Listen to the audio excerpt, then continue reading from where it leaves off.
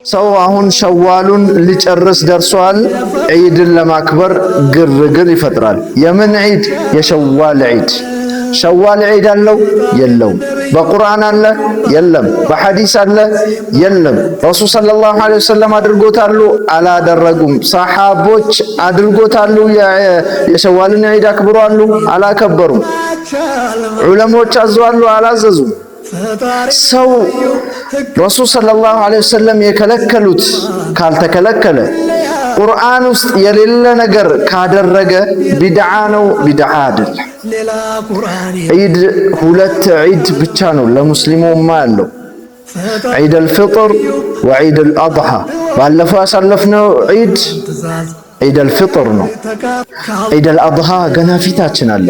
ሁለቱ ዒድ እንጂ ለሙስሊሞች ዒድ የለም። ዒድ ብላችሁ አታክብሩ፣ ቢድዓ ነው።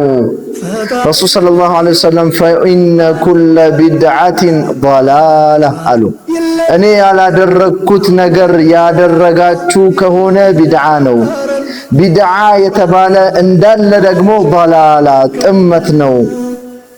ፈኩሉ ضላለቲን ፊናር፣ ሁሉም የጥመት ስራዎች ደግሞ የጀሃነም ናቸው አሉ።